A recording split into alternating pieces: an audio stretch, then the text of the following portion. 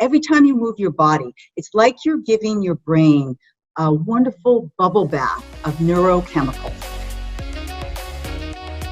In our next segment, we will be talking about creating healthy routines and what happens to our brains when we make room for creativity.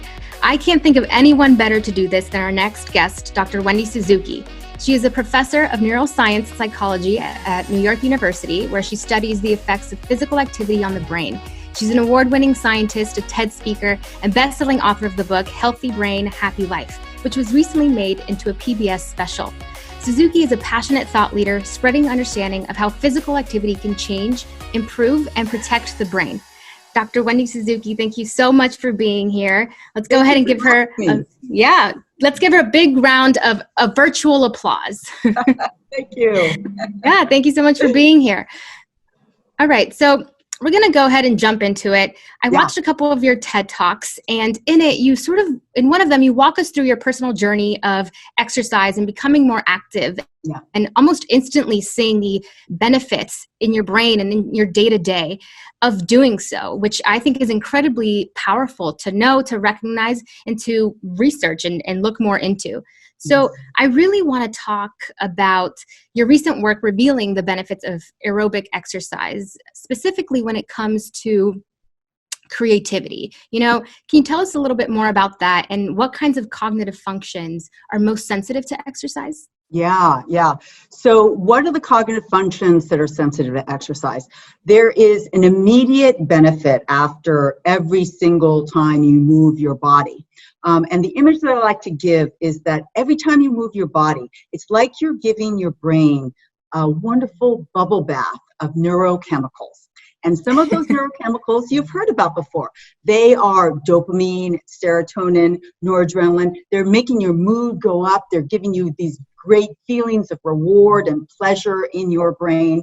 And that really does happen after you move your body.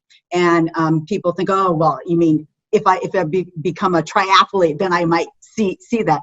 No, actually, what I like to remind people is that if you haven't been on a fitness journey and you haven't, really worked up your aerobic fitness, then in fact you have the easiest task to get those neurochemicals up, because even a walk around the block, a good brisk walk, can start to get those neurochemicals going. So even a walk can get this going. And of course, if you get more and more fit, then you're more and more used to doing bigger levels of workout. But the main brain area that is so affected by exercise, and this gets to your question about creativity, is a structure called the hippocampus. The hippocampus is well known for being critical for long-term memory. It allows us to form and retain new long-term memories for facts and events, but more recent data suggests that it also is important for imagining future events, a critical element of creativity. So why is exercise so good? Exercise actually can stimulate the growth of brand new brain cells in your hippocampus. And for all of us who have struggled with, I wish I could remember those, that person's name that I just met, that is my personal motivation to work out regularly. I imagine shiny new hippocampal cells in my hippocampus growing big and fat and fluffy with every workout. And my memory isn't only getting better, but my ability to imagine the future is also getting better based on recent studies. The thought of having my brain become big, fat, and fluffy, that image in there, I think that's motivation in and of itself. Yes. So thank you so much for explaining that. And I really want to get into, and maybe I'm selfishly asking this question, but I'm sure our viewers would love to know, what is the minimum amount of time that you should exercise to be able to reap the benefits of this kind of positive effects? Right.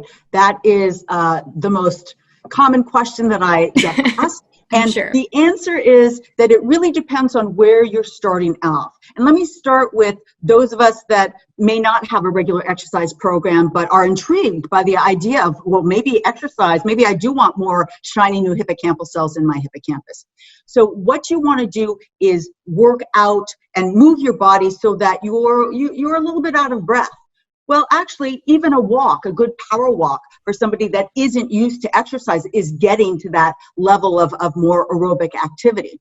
And so a simple walk can be a starting point that starts you on that journey to your big, fat, fluffy hippocampus. Let's move up. Let's say you work out 3 times a week.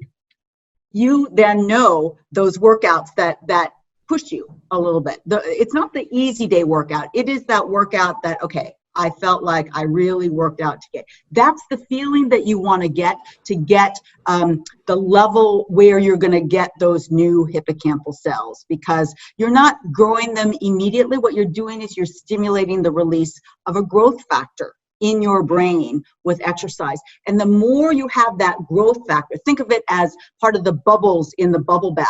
The more you infuse your brain with these growth factors, the more hippocampal cells that will grow.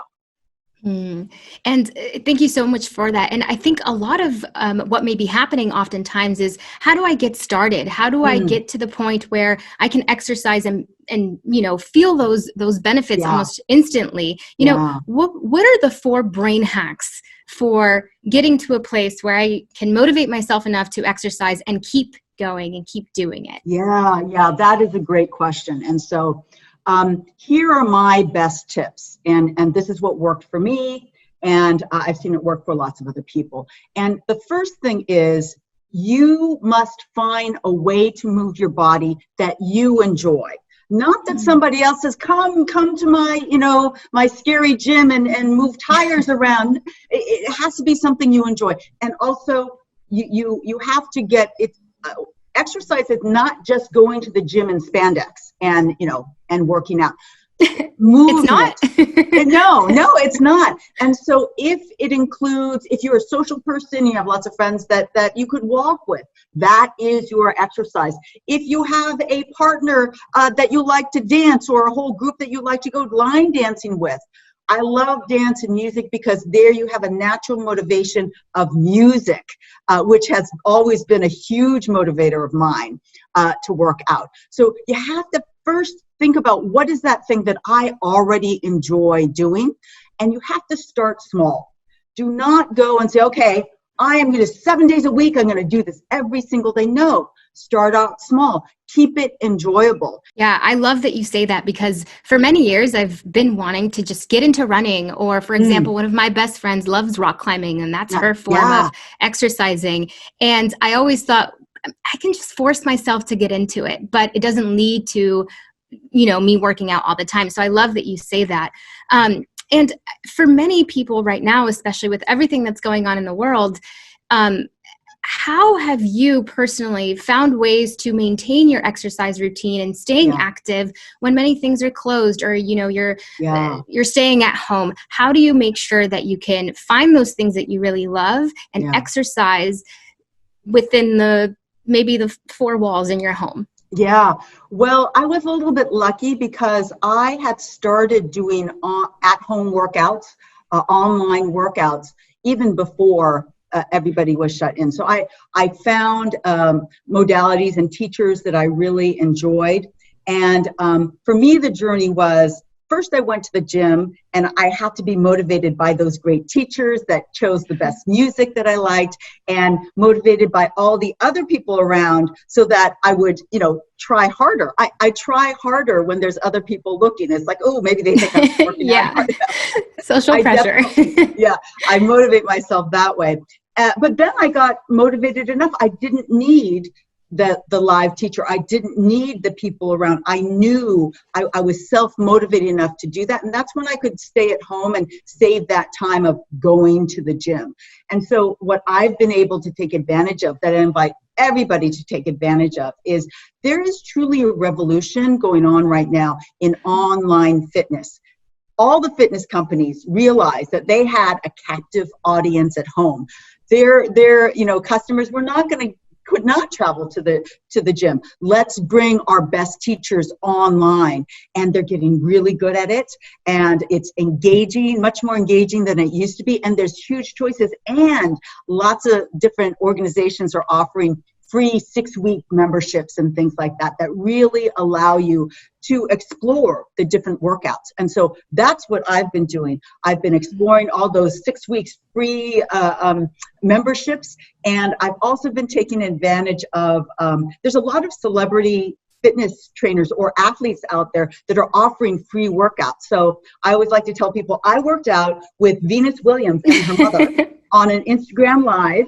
Venus was working out with 2 Prosecco bottles as weights for the whole thing. It was great. It was, like I felt like it was a once in a lifetime experience. But there's totally all sorts of things going on like that. That for me, it really keeps it interesting, keeps it exciting, and I'm sure that'll be the case for lots of other people as well. Yeah, and it's exciting to think that this online community that's forming allows for more people to live healthful, joyful lives from their homes. Yes, it's incredible absolutely. to me. So thank you so much for sharing that. You're welcome. You're welcome.